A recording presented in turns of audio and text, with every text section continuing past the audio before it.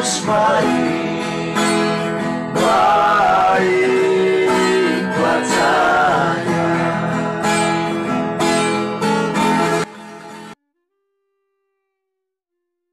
Rupa-rupanya jemaat sementara bertengkar. Dan bukan saja jemaat. Ini hamba-hamba Tuhan dan juga barangkali ada bertengkar ini. Kenapa? Soal karunia-karunia. Separuh bilang saya punya karunia ini lebih baik dari kamu. Separuh bilang saya punya baik. Dorang kasih habis waktu hanya untuk bertengkar siapa lebih baik dari yang lain. Diniki-niki. Ada kok tidak? Ada kok tidak? Yang suka banding-banding karunia diniki-niki ada. Dia laki kok perempuan. Perempuan. Woi, kamu omong-omong bapak, ini cari kasih kita masalah baru ini. Di sekitar. Saudara-saudara sekarang jawab, yang ada karunia boleh angkat tangan. Yang ada karunia silakan angkat tangan. Oh, di niki-niki tidak ada. Nah, yang tidak ada karunia coba angkat tangan. Tidak ada juga. Nah, yang tidak tahu dia ada karunia tidak angkat tangan. Itu biasa yang jadi masalah begitu. Kenapa saudara-saudara? Ini jemaat ini lagi waktu hanya untuk bertengkar. Siapapun karunia lebih hebat dari karunia ya, yang mana punya. Ini yang bikin domba kelahi. Ini jemaat nanti pecah. Saudara tahu, dengar ini. Sebelum kita lebih jauh saya mau kasih tahu. Iblis tahu kalau kita bersatu nanti iblis kalah. Iblis tahu itu. Setan tahu. Setan tahu kalau kita bersatu, nanti setan kalah. Karena itu dia bisa pakai orang-orang untuk menghancurkan persekutuan. Kiniki yang bergerak sedikit mau bakalai ada. Ada. Dia bapak-bapak, ibu-ibu. Ibu-ibu. Kenapa dari tadi dong om ibu? Wah ini bahaya ini. Itu setan pakai. Iya.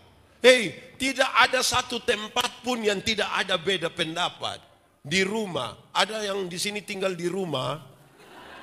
Oh, semua tinggal di rumah. Ada bapak, ada mama, ada anak-anak, ada suami, ada istri. Betul? Semua pendapat sama. Nah, kenapa tinggal sama-sama? Beda pendapat itu ada di mana-mana. Amin kok tidak? Tapi orang bisa kelola untuk tetap tinggal bukan bergerak sedikit tersinggung. Mau keluar dari gereja, mau balik papa nama gereja, di sini ada. Ada kok tidak? Saya lihat saudara keragu-ragu. Ada bilang ada saja, kok tidak apa-apa. Mau tersinggung. Di sini ada yang tukang tersinggung. Ada. Dia paham apa? Wih, kalau berani omong dia paham bahaya. Iyo, jemaat tinggal sama-sama ini kita mesti saling merendahkan diri. Kalau tidak kita bertengkar terus tiap hari. Ini yang Paulus marah. Saudara, kalau kita belajar dari Kejadian pasal 11. Tentang Menara Babel. Disebutkan bilang begini. Pada waktu itu semua bangsa di dunia itu dia pembahasa hanya satu dan logatnya sama saja. Semua bangsa di dunia bahasanya satu, logatnya sama. Tapi ketika mereka mau buat Menara Babel itu dengan keangkuhan, rasa untuk ingin mau sama dengan Tuhan, itu membuat mereka hancur. Tinggi hati membuat hancur. Padahal pertama mereka satu. Tapi coba saudara baca Kisah Para Rasul pasal 2. Ketika Pentakosta itu terjadi, ketika Pentakosta hari yang ke-50 dan Roh Kudus itu dicurahkan. Waktu itu diam di Yerusalem orang-orang dari berbagai-bagai tempat dengan berbagai-bagai bahasa. Tapi ketika Roh Kudus datang, mereka dapat menjadi satu, menjadi gereja. Mereka berbeda tapi menjadi satu. Dulu karena tinggi hati keangkuhan itu membuat satu bahasa tapi cerai-berai. Tapi ketika Roh Kudus datang, yang berbeda-beda itu bisa jadi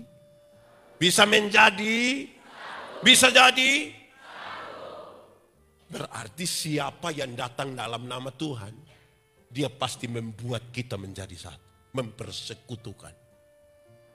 Tetapi siapa yang datang dalam nama Tuhan dan di dalam nama setan, dia menghancurkan persekutuan. Suka pi jalan piman mana kau suka kas jatuh yang satu. Niki ju ada. Itu orang dong ada ikut ibadah sekarang. Ada. Dia pakai baju warna. Omong saja tidak apa-apa. Saya bertanggung jawab. Sekali lagi, iblis tahu kalau kita bersatu kalah. Karena itu dia pakai banyak cara itu untuk bikin kita tidak bersatu. Dia bukan, kadang-kadang bukan suruh kita baku pukul. Masing-masing mempertahankan dia pun rasa benar itu. Itu bisa buat kita bertengkar. Contoh, kalau saya dengan Pak Arta. Tahu Pak Arta? Yang mana? Oh yang ini. Kalau saya dan Pak Arta kami dua ketemu di pasar. Kami dua tidak bertegur, saling bertegur sapa. Terus saya dalam hati bilang, kok lu sapa? Terus dia juga bilang saya, lu sapa? Kira-kira kami bisa berdamai kok tidak? Bisa berdamai kok tidak? Tapi kalau kami dua ketemu di pasar, kami dua tidak saling tegur. Terus saya dalam hati bilang begini, tahu saya salah apa kok Pak Arta tidak tegur saya? Terus Pak Arta bilang begini, tahu saya salah apa sampai Pak Yandi tidak tegur saya? Kira-kira kami dua bisa damai kok tidak? Kenapa bisa? Karena dua-dua rasa salah. Biasanya kekacauan di rumah dan kekacauan di jemaat terjadi karena dua-dua rasa diri benar. Betul kok betul. Amin. Di sini juga ada. Di gereja. Majelis kok jemaat. Majelis jemaat. Yang semua mau rasa diri benar.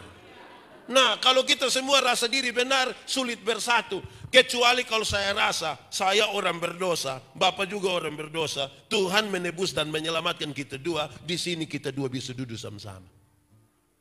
Tapi yang tukang makam puji dong itu. Di sini ada yang tukang makam puji. Dia duduk di muka, di tengah atau di belakang. Di bagian mana?